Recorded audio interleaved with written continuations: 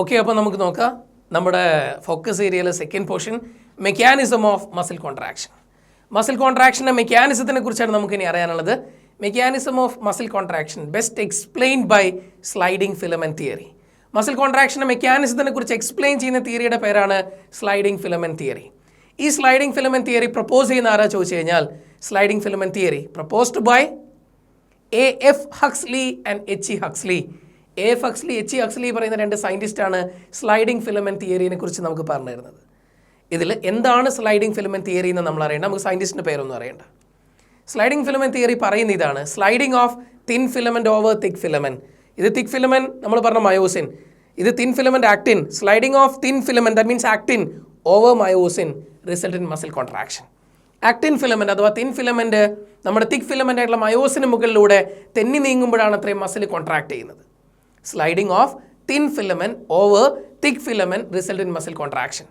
Actin filament myosin ഫിലമെൻറ്റിൻ്റെ മുകളിലൂടെ തെന്നി നീങ്ങുമ്പോഴാണ് മസിൽ കോൺട്രാക്ട് ചെയ്യുന്നത്. Sliding of thin filament over thick filament result in muscle contraction. Sliding of actin filament over myosin filament result in muscle contraction.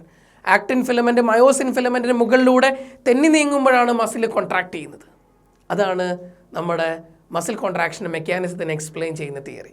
ഇവിടെ ഞാൻ എങ്ങനെയൊക്കെയാണ് കാര്യം നടക്കുന്നത് നിങ്ങൾക്ക് പറഞ്ഞു തരാം, നന്നായിട്ട് ശ്രദ്ധിച്ചോളൂ. നമുക്ക് അറിയേണ്ട മസിൽ കോൺട്രാക്ഷൻ്റെ മെക്കാനിസമാണ്.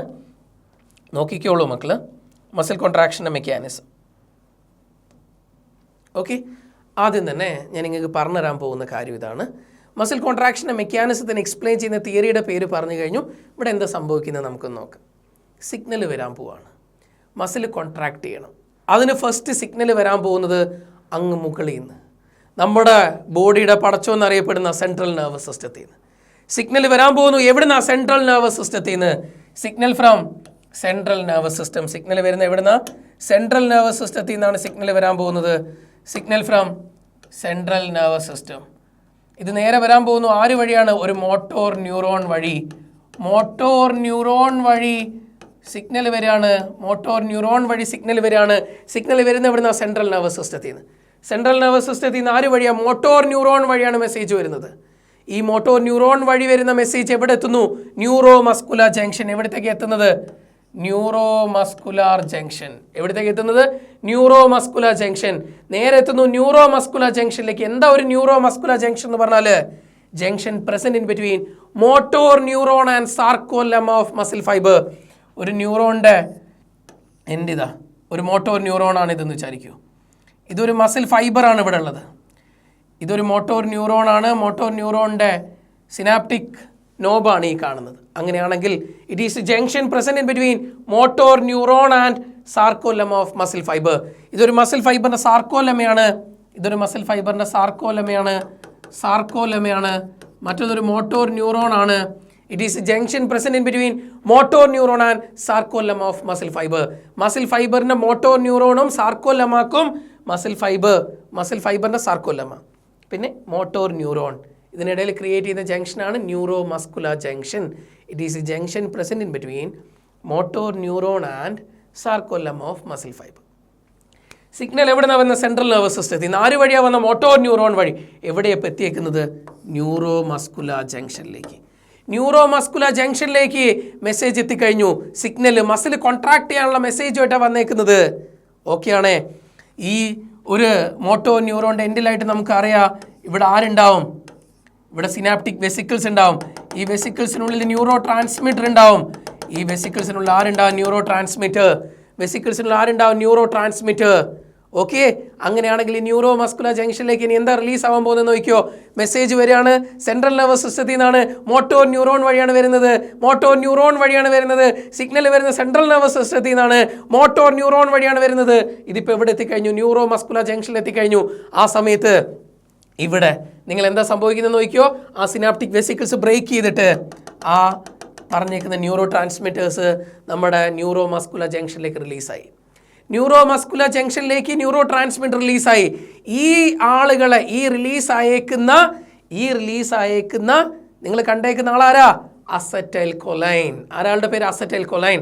ഈ അസറ്റൈൽ കൊലൈനെ റിസീവ് ചെയ്യാനുള്ള റിസപ്റ്റേഴ്സ് ഈ സാർക്കോലെമയിലുണ്ട്. സാർക്കോലമാളുടെ റിസപ്റ്റേഴ്സ്. സാർക്കോലമാൽ ആരുണ്ട്? റിസപ്റ്റേഴ്സ് ഉണ്ട്. സാർക്കോലമാൽ ആരുണ്ട്? റിസപ്റ്റേഴ്സ് ഉണ്ട്. സാർക്കോലമാൽ ആരുണ്ട്? റിസപ്റ്റേഴ്സ് ഉണ്ട്. ആരെ റിസീവ് ചെയ്യാനുള്ള റിസപ്റ്റേഴ്സാ? അസറ്റൈൽ കോളിനെ റിസീവ് ചെയ്യാനുള്ള റിസപ്റ്റേഴ്സ്. ഈ അസറ്റൈൽ കോളിനെ റിസീവ് ചെയ്യാനുള്ള റിസപ്റ്റേഴ്സ് സാർക്കോലമാന്ന്. സാർക്കോലമാലുള്ള റിസപ്റ്റേഴ്സ് അസറ്റൈൽ കോളിനെ റിസീവ് ചെയ്യുന്നു. ഓക്കെയാണ്. CNS സിഗ്നൽ വന്നു, മോട്ടോ ന്യൂറോൺ വഴി വന്നു, ഇത് ന്യൂറോ മസ്കുലർ ജംഗ്ഷനിലെത്തി. ന്യൂറോ മസ്കുലർ ജംഗ്ഷനിൽ എത്തുന്ന സമയത്ത് നമ്മുടെ സാർക്കോലമാളുടെ റിസപ്റ്റേഴ്സ് ഇവരെ റിസീവ് ചെയ്തു. ആര് റിസീവ് ചെയ്തു? ഇവിടെയുള്ള റിലീസായേക്കുന്ന അസറ്റൈൽ കോലൈനെ. അങ്ങനെ അവിടെയുള്ള ന്യൂറോ ട്രാൻസ്മിറ്ററിനെ നമ്മുടെ സാർക്കോലമാലുള്ള റിസപ്റ്റേഴ്സ് റിസീവ് ചെയ്യുന്ന മൊമെൻറ്റിൽ സാർക്കോലമാൽ ടക്ക് എന്ന് പറഞ്ഞ ഒരു ആക്ഷൻ പൊട്ടൻഷ്യൽ ജനറേറ്റ് ചെയ്യും. അവിടെ പെട്ടെന്ന് ഒരു ആക്ഷൻ പൊട്ടൻഷ്യൽ ജനറേറ്റ് ചെയ്യുന്നു. സാർക്കോലമാലുള്ള റിസപ്റ്റേഴ്സ് അസറ്റൈൽ കോളിനെ റിസീവ് ചെയ്യുന്ന മൊമെന്റിൽ അവിടുന്ന് ഒരു ആക്ഷൻ പൊട്ടൻഷ്യൽ ജനറേറ്റ് ചെയ്യുന്നു. ആ ജനറേറ്റ് ചെയ്യുന്ന ആക്ഷൻ പൊട്ടൻഷ്യൽ നമ്മുടെ സാർക്കോപ്ലാസത്തിലേക്ക് കണ്ടക്ട് ആവുന്നു. ഇതല്ലേ നമ്മുടെ സാർക്കോപ്ലാസം. ഈ സാർക്കോലമാൽ ജനറേറ്റ് ചെയ്യുന്ന ഇമ്പൾസ് നേരെ സാർക്കോപ്ലാസത്തിലേക്ക് കണ്ടക്ട് ആവുന്നു. സാർക്കോലമാൽ ജനറേറ്റ് ചെയ്ത ഇമ്പൾസ്, ദാറ്റ് മീൻസ് ആ ആക്ഷൻ പൊട്ടൻഷ്യൽ ഇമ്പൾസ് എന്ത് വേണേൽ പറഞ്ഞു, അത് ഇമ്പൾസ് ആയിട്ട് സാർക്കോപ്ലാസത്തിലേക്ക് കണ്ടക്ട് ആവുന്നു. ഇപ്പോൾ സാർക്കോപ്ലാസത്തിലേക്ക് ആരെത്തിക്കഴിഞ്ഞു? ആ ജനറേറ്റ് ചെയ്തേക്കുന്ന ഇമ്പൾസ് എത്തിക്കഴിഞ്ഞു. സാർക്കോപ്ലാസത്തിനുള്ളിൽ ഞാൻ നിങ്ങളോട് നേരത്തെ പറഞ്ഞിരുന്നു, സാർക്കോപ്ലാസ്മിക് റെട്ടിക്കുലം ഉണ്ടെന്ന് പറഞ്ഞിരുന്നു. ഈ സാർക്കോപ്ലാസ്മിക് റെട്ടിക്കുലത്തിൻ്റെ ഫംഗ്ഷൻ എന്താ ചോദിച്ചപ്പോൾ നിങ്ങൾ പറഞ്ഞിരുന്നു സ്റ്റോറേജ് ഓഫ് കാൽസ്യം അയോൺസ് എന്ന് പറഞ്ഞിരുന്നു അല്ലേ? ഈ സാർക്കോപ്ലാസത്തിലേക്ക് ഇമ്പൾസ് എത്തുമ്പോൾ സാർക്കോപ്ലാസത്തിലേക്ക്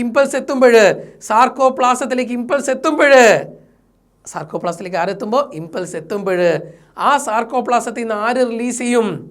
സാർക്കോപ്ലാസത്തിലേക്ക് ഇമ്പൾസ് എത്തുമ്പോൾ സാർക്കോപ്ലാസത്തിനുള്ളിലിരിക്കുന്ന സാർക്കോപ്ലാസ്മിക് റെട്ടിക്കുലത്തിൽ നിന്ന് കാൽസ്യം അയോൺസ് റിലീസ് ചെയ്യും. ഈ കാൽസ്യം അയോൺസ് എൻ്റെ കുഞ്ഞുങ്ങളോട് ഞാൻ നേരത്തെ പറഞ്ഞിട്ട് ആക്ടിൻ്റെ പടം പഠിപ്പിച്ചപ്പോൾ ഈ കാൽസ്യം അയോൺസ് പോയിട്ട് ട്രോപ്പോണിൻ്റെ മുകളിൽ പോയിട്ട് അറ്റാച്ച് ചെയ്യും. ട്രോപ്പോണിനല്ലേ ഇത്രയും നേരം മറച്ചു വെച്ചത്? മയോസിന് കയറി ബൈൻഡ് ചെയ്യേണ്ട സ്ഥലം ഇവിടെയായിരുന്നു ട്രോപ്പോണിനുള്ളതെന്ന് വിചാരിക്കൂ. ഈ ട്രോപ്പോണിനാണ് ഇവിടെ മറച്ചു വെച്ചത്. ഇവിടെയാണ് നമ്മളെ മയോസിൻ്റെ ഹെഡ് പോയിട്ട് ബൈൻഡ് ചെയ്യേണ്ടത്. ഈ സ്ഥലത്തിന് മുകളിൽ ഇവിടെ ട്രോപ്പോണിൻ കയറി മറച്ചു വെച്ചതാ. ഈ ട്രോപ്പോണിന് മുകളിലേക്ക് ആര് കയറി ബൈൻഡ് ചെയ്യും? Calcium ions. ആ കാൽസ്യം അയോൺസ് കയറി ബൈൻഡ് ചെയ്യുമ്പോൾ ഈ നിന്ന് ട്രോപ്പോണിൻ യൂണിറ്റ് ചെറുതായിട്ട് ഇങ്ങോട്ടേക്ക് ഡിസ്പ്ലേസ് ആവും. അപ്പം ആക്ടിൻ ചേച്ചി മേലെ ഇരിപ്പുണ്ട്, മയോസിൻ ചേട്ടൻ താഴെ ഇരിപ്പുണ്ട്. ഈ മയോസിൻ ചേട്ടൻ എപ്പോഴും മേലത്തേക്ക് നോക്കുമ്പോൾ എന്താ അവസ്ഥ? ഇവിടെ ട്രോപ്പോണിൻ വന്നിട്ട് മറച്ചു വെച്ചതായിരുന്നു. ഇപ്പം നമ്മുടെ മയോസിൻ ചേട്ടൻ മുകളിലേക്ക് നോക്കുമ്പോൾ അവിടെ കാൽസ്യം അയോൺസ് വന്ന് ബൈൻഡ് ചെയ്തിട്ട് ഈ യൂണിറ്റ് ഡിസ്പ്ലേസ് ആയിട്ടുണ്ട്. ദാറ്റ് മീൻസ് ഇപ്പം നമ്മുടെ മയോസിൻ ചേട്ടൻ എന്താ കാണുന്നത്? മുകളിൽ ഇത്രയും നേരം ഉണ്ടായിരുന്ന മറച്ചു വെച്ച ഏരിയ മറച്ചു വെച്ചിട്ടില്ല. ഇപ്പോഴ് അവിടെ അയാളില്ല, അവിടെ മറവില്ല. അപ്പം മൂപ്പര് മുകളിലേക്ക് നോക്കി, അവിടെ അങ്ങനെ ഒരു മറച്ച് വെക്കൽ അവിടെ ഇല്ല. നേരെ മൂപ്പര് മുകളിലേക്ക് നോക്കുമ്പോൾ അവിടെ ഇങ്ങനെ ഫ്രീ ആയിട്ട് കിടക്കുക. അവിടെ മറച്ചു വെച്ചതല്ല, ഇപ്പോഴവിടെ എക്സ്പോസ് ആണ്. അപ്പം നമ്മുടെ മയോസിൻ ചേട്ടൻ മുകളിലേക്ക് നോക്കുമ്പോൾ അത്രയും നേരം മറച്ചു വെച്ചേക്കുന്ന സ്ഥലം അവിടെ ഇപ്പോഴും എക്സ്പോസ് ആയിട്ട് കിടക്കുക. മയോസിൻ ചേട്ടൻ കയറി നേരെ ബൈൻഡ് ചെയ്യും. മയോസിൻ ചേട്ടൻ ബൈൻഡ് ചെയ്തു. ഇപ്പോഴാണ് ഒരു ക്രോസ് ബ്രിഡ്ജ് ഉണ്ടായി എന്ന് പറയും. ആക്ടിനും മയോസിനും കൂടെ ചേർന്ന് ക്രോസ് ബ്രിഡ്ജ് ഉണ്ടായി. ഇനി എന്ത് ചെയ്യുന്നതാണ്? ഇതിനെ നമ്മൾ ഇങ്ങനെ തെന്നി നീങ്ങും. ഇതിവിടെ നിന്ന് ഇങ്ങനെ ബെൻഡ് ചെയ്ത് ഇങ്ങനെ പോകും. ഇവിടുത്തെ ഏരിയനെ actin filament slides over myosin filament. ഞാൻ നിങ്ങളോട് അതല്ലേ പറഞ്ഞേ, മസിൽ കോൺട്രാക്ഷൻ്റെ മെക്കാനിസത്തിനെ എക്സ്പ്ലെയിൻ ചെയ്യുന്ന തിയറിയുടെ പേര് സ്ലൈഡിംഗ് ഫിലമെന്റ് തിയറി എന്നാണ്. ഈ തിയറി പറയുന്ന sliding of thin filament over thick filament ആണ്. ഈ തിൻ ഫിലമെന്റ് തിക് ഫിലമെന്റിന് മുകളിലൂടെ തെന്നി നീങ്ങുകയാണ്. തിൻ ഫിലമെന്റ് തിക് ഫിലമെന്റിന് മുകളിലൂടെ തെന്നി നീങ്ങുകയാണ്. തിൻ ഫിലമെന്റ് തിക് ഫിലമെന്റിന് മുകളിലൂടെ തെന്നി നീങ്ങുന്നു. ഫസ്റ്റ് ക്രോസ് ബ്രിഡ്ജ് ഉണ്ടായി. ദാറ്റ് മീൻസ് ആക്ടോമയോസിൻ കോംപ്ലക്സ് ഉണ്ടായി. ഇനി തിൻ ഫിലമെന്റ് തിക് ഫിലമെന്റിന് മുകളിലൂടെ തെന്നി നീങ്ങുകയാണ്. Okay, sliding of thin filament over thick filament, sliding of thin filament over thick filament, ഇങ്ങനെ തെന്നി നീങ്ങും. അപ്പോഴാണ് ഇവിടെയൊക്കെ മീറോമയോസിൻ്റെ ഹെഡ് ഇങ്ങനെ ഉണ്ട് കേട്ടോ. ഇവിടെ ഉണ്ട്, അടുത്തടുത്തിലുണ്ട്. ഈ ബോണ്ട് ഇനി ബ്രേക്ക് ചെയ്യും. Breakage of cross bridge. നേരത്തെ നമ്മുടെ ക്രോസ് ബ്രിഡ്ജ് ഉണ്ടായില്ലേ? ഫസ്റ്റ് ഞാൻ നിങ്ങളോട് പറഞ്ഞില്ലേ ക്രോസ് ബ്രിഡ്ജ് ഉണ്ടാവുമെന്ന്. ആ സമയത്ത് ഞാൻ നിങ്ങളോട് പറഞ്ഞില്ലായിരുന്നു മീറോമയോസിൻ്റെ ഹെഡിൻ്റെ ഇവിടെയായിട്ട് ഹെഡിൽ തന്നെ സൈഡിലായിട്ട് ഒരു ATP ബൈൻഡിങ് സൈറ്റ് ഉണ്ടെന്ന്. ആ ATP ബൈൻഡിങ് സൈറ്റിൽ ATP ഉണ്ടാവില്ലേ? ഇല്ലേടാ. ആ ATP ADP ഇനോർഗാനിക് ഫോസ്ഫേറ്റുമായിട്ട് സ്പ്ലിറ്റ് ആവും. ആ റിലീസ് ആവുന്ന എനർജി ഉപയോഗിച്ചുകൊണ്ടാണ് ക്രോസ് ബ്രിഡ്ജ് ഉണ്ടാവുന്നത്. അപ്പോൾ ക്രോസ് ബ്രിഡ്ജ് ഉണ്ടാകുമ്പോൾ എനർജി തരുന്ന ATP ബ്രേക്ക് ഡൗൺ ചെയ്തിട്ട് റിലീസ് ചെയ്യുന്ന ADP പ്ലസ് ഇനോർഗാനിക് ഫോസ്ഫേറ്റ് അവിടെ നിന്ന് കിട്ടിയേക്കുന്ന എനർജി ഉപയോഗിച്ചിട്ടാണ് ക്രോസ് ബ്രിഡ്ജ് ഉണ്ടാവുന്നത്. ഓക്കെ, ക്രോസ് ബ്രിഡ്ജ് ഉണ്ടായിക്കഴിഞ്ഞാൽ പിന്നീട് ഇതിവിടുന്ന് സ്ലൈഡ് ചെയ്യും, തെന്നി നീങ്ങും. ഓക്കെ, പിന്നീട് ആ ക്രോസ് ബ്രിഡ്ജ് ബ്രേക്ക് ആവും. Breakage of cross bridge. Breakage of cross bridge. Cross bridge എന്തായി? ബ്രേക്കായി. Breakage of cross bridge. എന്നിട്ട് വീണ്ടും അവർ പോയിട്ട് ഇതിന് പകരം തൊട്ടടുത്തിരിക്കുന്നിടത്തിൽ പോയിട്ട് വീണ്ടും ബൈൻഡ് ചെയ്യും. വീണ്ടും ഇവിടുന്ന് സ്ലൈഡ് ചെയ്യും, മുന്നോട്ട് പോകും. ഇതാണ് മസിൽ കോൺട്രാക്ഷൻ്റെ മെക്കാനിസം. എപ്പോഴാണോ കാൽസ്യം അയോൺസ് തിരിച്ച് സാർക്കോപ്ലാസ്മിക് റെട്ടിക്കുലത്തിലേക്ക് വരുന്നത്, അപ്പം നേരെ റിവേഴ്സ് നടക്കും. ഓക്കെ, നമുക്കിതിൻ്റെ ഒരു ഡയഗ്രാം നോക്കാം.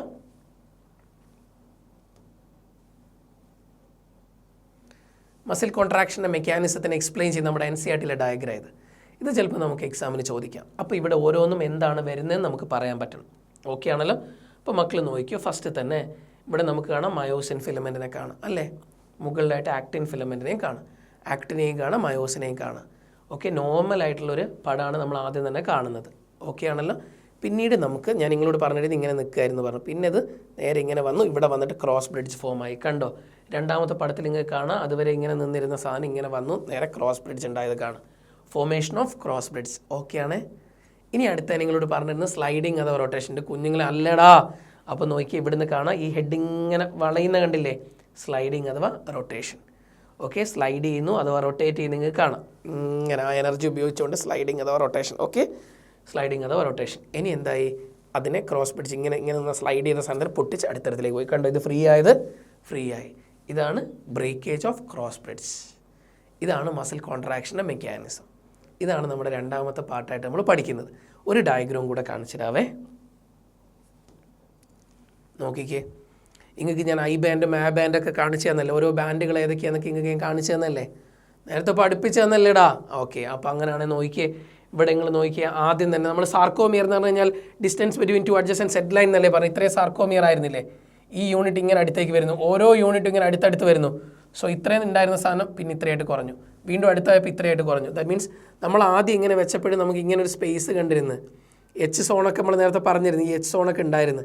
ഇപ്പോൾ എച്ച് സോണൊന്നുമില്ല, ഇതൊക്കെ ഇങ്ങനെ വന്ന് ഓവർലാപ്പ് ചെയ്ത കാണാം. ഇവിടെ നിങ്ങൾക്ക് കണ്ടോ? നേരത്തെ എച്ച് സോണൊക്കെ ഉണ്ടായിരുന്നു. ഈ മസിൽ കോൺട്രാക്ഷൻ്റെ മെക്കാനിസത്തിൻ്റെ അവസാനമായിട്ടുണ്ടാകുന്ന നെറ്റ് ചേഞ്ചസ് എന്തൊക്കെയാണെന്നറിയോ? നിങ്ങൾ നോക്ക്, ലെങ്ത് ഓഫ് സാർക്കോമിയർ റെഡ്യൂസ് ആയില്ലേ? സാർക്കോമിയറിൻ്റെ ലെങ്ത് റെഡ്യൂസ് ആയി. Length of sarcomere reduces. സാർക്കോമിയറിൻ്റെ ലെങ്ത് കുറഞ്ഞിട്ടുണ്ട്. ഓക്കെ, സാർക്കോമിയറിൻ്റെ ലെങ്ത് കുറഞ്ഞിട്ടുണ്ട്. നിങ്ങൾ നേരത്തെ ഐ ബാൻഡ് എന്ന് പറഞ്ഞ സാധനം ഇല്ലേ? ഐ ബാൻഡ് റെഡ്യൂസ് ആയി. Okay, length of I band reduces, length of sarcomere reduces. H zone disappear. H zone പിന്നെ ഇല്ല, H zone disappear. Length of A ബാൻഡിൻ്റെ ലെങ്ത്തിന് ഒരു ചേഞ്ചും ഇല്ല. Length of A band remains same. A ബാൻഡിൻ്റെ ലെങ്ത്തിൽ ഒരു ചേഞ്ചും ഇല്ല. എ ബാൻഡ് അതേപോലെ തന്നെ ആ ലെങ്ത് റീറ്റെയിൻ ചെയ്തിട്ടുണ്ട്. A band no change in A band. Length of A band constant, അതിലൊരു ചേഞ്ചും ഇല്ല. ഇതാണ് മസിൽ കോൺട്രാക്ഷൻ്റെ മെക്കാനിസത്തിൽ നിങ്ങൾക്ക് പഠിക്കാനുള്ളത്. മെക്കാനിസം ഓഫ് മസിൽ കോൺട്രാക്ഷൻ നമുക്ക് എക്സ്പ്ലെയിൻ ചെയ്യുന്ന തിയറിയുടെ പേരാ sliding filament theory. Sliding filament theory പ്രകാരം പറയുന്നത് ആക്റ്റിൻ ഫിലമെൻറ്റ് മയോസിൻ ഫിലമെൻറ്റിന് മുകളിലൂടെ തെന്നി നീങ്ങുന്ന sliding of actin filament over myosin filament result in muscle contraction. Actin filament myosin ഫിലമെൻറ്റിന് മുകളിലൂടെ തെന്നി നീങ്ങുമ്പോഴാണ് അത്രേ മസിൽ കോൺട്രാക്ട് ചെയ്യുന്നത്. അതാണ് സ്ലൈഡിംഗ് ഫിലമെൻറ്റ് തിയറി. പ്രപ്പോസ് ചെയ്ത ആളുടെ പേരൊന്നും പഠിക്കേണ്ട, എന്താണ് തിയറി എന്നറിയാം, അതിലെന്തൊക്കെയാണ് പറയുന്നതെന്ന് അറിയാം. ഓക്കെ, CNS-ന്ന് ഫസ്റ്റ് മെസ്സേജ് വരുന്നത് മോട്ടോർ ന്യൂറോൺ വഴി ന്യൂറോ മസ്കുലർ ജംഗ്ഷനിലെത്തുന്നു. അവിടെ അസറ്റൈൽ കൊളൈൻ റിലീസാവുന്നു. അവിടെയുള്ള സാർക്കോലെമയുള്ള റിസപ്റ്റേഴ്സ് അവരെ ബൈൻഡ് ചെയ്യുന്നു. ബൈൻഡ് ചെയ്ത് കഴിഞ്ഞാൽ അങ്ങനെ ഒരാൾ ബൈൻഡ് ചെയ്തു നമ്മൾ അറിയുന്നു. നേരെ അവിടെ ഒരു ആക്ഷൻ പൊട്ടൻഷ്യൽ ജനറേറ്റ് ചെയ്യുന്നു. നേരെ സാർക്കോപ്ലാസ്റ്റിലേക്ക് കണ്ടക്ട് ആവുന്നു. സാർക്കോപ്ലാസ്റ്റ് എന്നപ്പോൾ സാർക്കോപ്ലാസ്മിക് റെട്ടിക്കുലത്തിൽ നിന്ന് കാൽസ്യം റിലീസാവുന്നു. കാൽസ്യം അയോൺസ് പോയിട്ട് നേരെ ട്രോപ്പോണിന് മുകളിൽ ബൈൻഡ് ചെയ്യുന്നു. ട്രോപ്പോണിന് മുകളിൽ ബൈൻഡ് ചെയ്യുമ്പോൾ ട്രോപ്പോണിൻ്റെ യൂണിറ്റ് ട്രോപ്പോമൈസിൻ മൊത്തത്തിൽ ഒന്ന് ഡിസ്പ്ലേസ് ആവുന്നു. സോ മയോസിൻ പോയിട്ട് ആക്റ്റിൽ ബൈൻഡ് ചെയ്യുന്നു, ക്രോസ് ബ്രിഡ്ജ് ഉണ്ടാവുന്നു. പിന്നീട് സ്ലൈഡ് ചെയ്യുന്നു അഥവാ റൊട്ടേറ്റ് ചെയ്യുന്നു.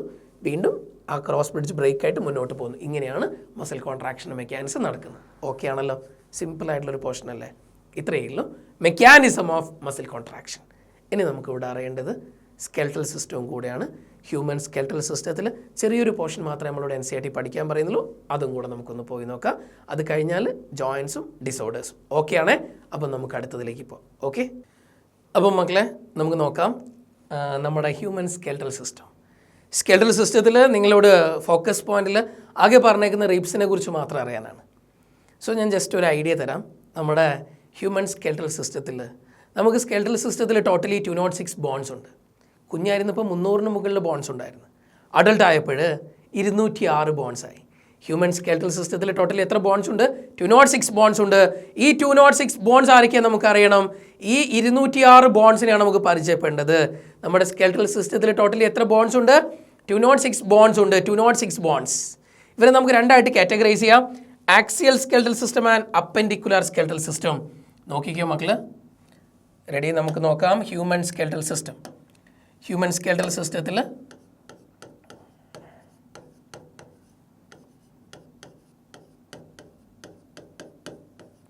ഹ്യൂമൻ സ്കെലിറ്റൽ സിസ്റ്റത്തിൽ ഞാൻ നിങ്ങളോട് പറഞ്ഞു ടോട്ടലി എത്ര ബോണാ? 206 ബോൺസ് ഉണ്ട്. ഇവരെ നമുക്ക് രണ്ടായിട്ട് കാറ്റഗറൈസ് ചെയ്യാം. ഏതൊക്കെയാ ചോദിച്ചാൽ axial skeletal system totally 80 bones ആണുള്ളത്. ദെൻ വന്നിട്ട് appendicular skeletal system, appendicular skeletal system ഇവിടെ വന്നിട്ട് നമുക്ക് 126 ബോൺസ് ഉണ്ട്. ഓക്കെ, ആക്സിയൽ എന്ന് പറഞ്ഞാൽ നമ്മുടെ ബോഡിയുടെ ഫുൾ ഇതിങ്ങനെ ഇവിടെ മുതൽ ഇങ്ങനെ പോകുന്ന ഏരിയ. ഇതിൽ സ്കള്ള് വരും, സ്റ്റേണം വരും, റിബ്സ് വരും, വേർട്ടബ്രൽ കോളം വരും. Skull, sternum, ribs, vertebral column.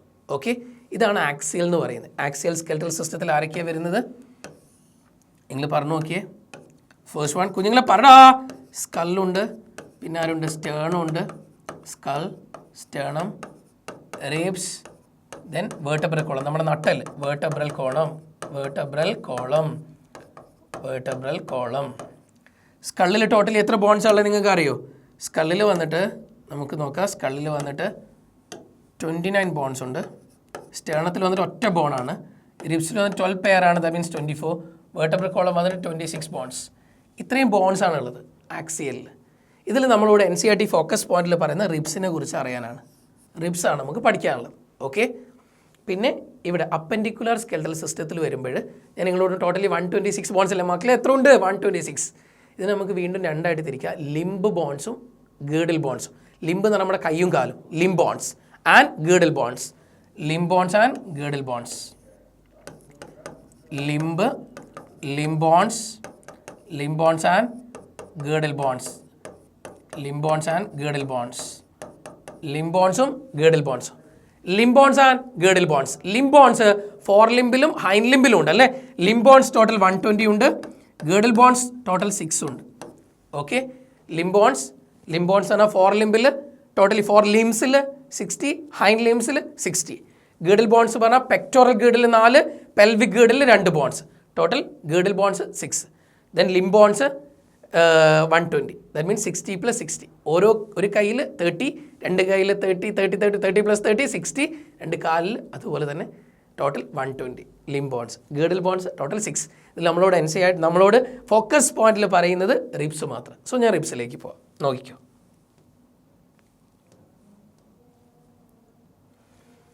നിങ്ങൾക്കാണ് റിബ്സ്. 12 പെയർ റിബ്സ് ഉണ്ട്. എത്ര പെയർ റിബ്സ് ആണ് മക്കളെ? 12 പെയേഴ്സ് ഉണ്ട് റിബ്സ്. റിബ്സ് പറഞ്ഞാൽ 12 പെയറാണ്. ഓക്കെ, ഇവരെ നമുക്ക് 3ആയിട്ട് കാറ്റഗറൈസ് ചെയ്യാം. ഏതൊക്കെയാണ് റിബ്സ് ഞാൻ പറഞ്ഞു തരട്ടെ. റിബ്സ് നമുക്ക് 3ആയിട്ട് കാറ്റഗറൈസ് ചെയ്യാം. റിബ്സ് കുഞ്ഞുങ്ങൾ ഇവിടെ കറക്റ്റായിട്ട് ശ്രദ്ധിച്ചോ. റിബ്സിൽ 3 ടൈപ്പ് ആളുകൾ ആരൊക്കെയാണ് നമുക്ക് നോക്കാം. ഒന്നാമത്തെ ആൾ ട്രൂ റിബ്സ്. 2 വന്നിട്ട് ഫോൾസ് റിബ്സ്. 3 വന്നിട്ട് floating ribs. True ribs, false ribs and floating ribs. True ribs, false ribs, floating ribs. True ribs പറഞ്ഞാൽ ആദ്യത്തെ 7 പെയർ റിബ്സിനെ വിളിച്ച പേരാ ട്രൂ റിബ്സ്. First 7 pair. ട്രൂ റിബ്സ് പറഞ്ഞാൽ ആദ്യത്തെ എത്ര പേരാ? First 7 pair. ആദ്യത്തെ 7 പെയറാണ് true ribs. 8th, 9th, 10th പെയറാണ് ആര്? False ribs. 11th and 12th പെയറാണ് ആര്?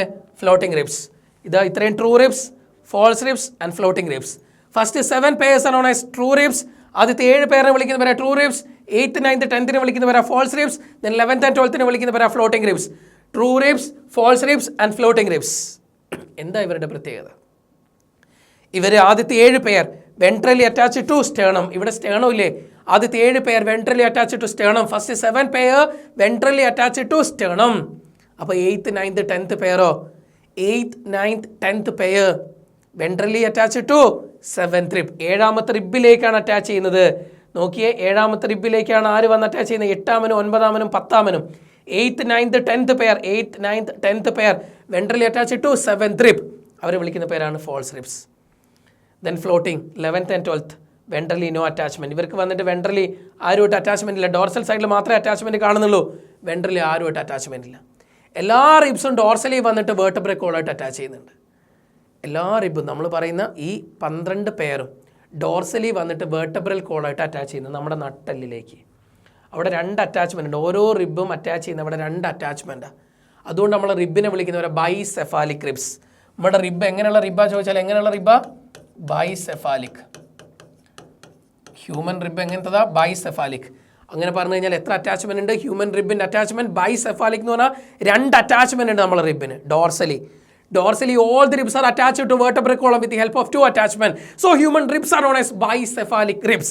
നമ്മുടെ റിബ് എങ്ങനത്തെ? ബൈസെഫാലിക് ആണ്. നമ്മുടെ റിബ്സിൽ 3 category: true ribs, false ribs, floating ribs. True ribs പറഞ്ഞാൽ ആദ്യത്തെ 7 പേരാണ്. ഫോൾസ് റിബ്സ് എന്ന് പറഞ്ഞാൽ 8th, 9th, 10th പേരാണ്. ദെൻ ഫ്ലോട്ടിംഗ് റിബ്സ് എന്ന് പറഞ്ഞാൽ 11th and 12th പേരാണ്. ആദ്യത്തെ 7 പേർ true ribs ventrally attached to sternum. 8th, 9th, 10th pair false ribs ventrally attached to 7th rib. Then 11th and 12th pair ventrally no attachment. Ventrally ഒരു അറ്റാച്ച്മെൻറ്റും ഇല്ലാത്തവനാണ് ആര്? 11th and 12th pair. അവരെ വിളിക്കുന്നവരാണ് floating ribs. True ribs, false ribs, floating ribs. True ribs, false ribs, floating ribs. True ribs, false ribs, floating ribs. Okay അല്ലേ? Attachment അറിയാലോ, ഏതൊക്കെയാണെന്ന് അറിയാലോ. ഇനി ഒരു കാര്യം കൂടി ഇവരെ പറയുന്ന വേറെ ഒരു പേരും കൂടെ പറഞ്ഞുതരാവേ. നിങ്ങൾ ട്രൂ റിബ്സ് പറഞ്ഞില്ലേ, വെൻട്രലി നമ്മുടെ സ്റ്റേണോയിട്ടല്ലേ, ഡോർസലി വേർട്ടബ്രേ കോളായിട്ടല്ലേ അറ്റാച്ച് ചെയ്യുന്നത്. സോ ഇവരെ വിളിക്കുന്ന പേരാ വേർട്ടബ്രോ സ്റ്റേണൽ റിബ്സ്. ഇവിടെ വേർട്ടബ്ര, ഇവിടെ സ്റ്റേണോ. Vertebrosternal ribs. ഇവരെ വിളിക്കുന്ന വേറെ പേരെന്താ? Vertebrosternal ribs. Vertebrosternal ribs. Vertebrosternal ribs. True റിബ്സിനെ വിളിക്കുന്ന വേറെ പേരാ vertebrosternal ribs. Vertebrosternal ribs. False റിബ്സിനെ വിളിക്കുന്ന പേരാ vertebrochondral ribs. Vertebrochondral ribs. Vertebrochondral ribs. ഇവർ വന്നിട്ടേ നമ്മുടെ ഡോർസലി വേർട്ടബ്രേ കോളം, വെൻട്രലി നമ്മുടെ കാർട്ടിലേജ്, 7th റിബിലേക്ക്. ആ 7th റിബിലേക്കുള്ള അറ്റാച്ച്മെൻറ്റ് അവിടെ കാർട്ടിലേജിനസ് അറ്റാച്ച്മെൻറ്റാണ്. കാർട്ടിലേജ് ഫോമിങ് സെൽസിനെ കോൺട്രോസൈറ്റ്സ് എന്നല്ലേ പറയാം. സോ അതുകൊണ്ടാണ് വേർട്ടബ്രോ കോൺട്രൽ ribs. Vertebrochondral ribs. Okay ആണല്ലേ? വേർട്ടബ്രോ കോൺട്രൽ റിബ്സ്. ലാസ്റ്റ് 2 വെൻട്രലി അറ്റാച്ച്മെൻ്റ് ഒന്നും ഇല്ലല്ലോ. ഇവർ കിഡ്നീനെ പ്രൊട്ടക്ട് ചെയ്തുകൊണ്ട് ഇങ്ങനെ വരുന്നത്. സോ അവരെ വിളിക്കുന്ന പേര് റീനൽ റിബ്സ്. എന്തോന്ന് ഇവരെ വിളിക്കുന്ന പേര്? Renal ribs. ഓക്കെ, ഇത്രയും കാര്യങ്ങളാണ് നമുക്ക് റിബ്സിൽ അറിയാനുള്ളത്. True ribs, false ribs, floating ribs. Okay, ഇനി നമുക്ക് ഈ ഒരു ചാപ്റ്ററിൽ പഠിക്കാനുള്ളത് 2 സെഷനും കൂടെയാണ്. ഒന്ന് ജോയിൻസും, അടുത്തത് ഡിസോർഡേഴ്സും. ഇത്രയും കഴിഞ്ഞാൽ നമ്മുടെ സെഷൻ തീർന്നു. റെഡിയാണേ? അപ്പോൾ മക്കൾ അടിപൊളിയായിട്ട് പഠിച്ചെടുക്കുക. ഓക്കെ, നമുക്ക് അടുത്ത സെഷനിലേക്ക് പോവാം. ജോയിൻസ്.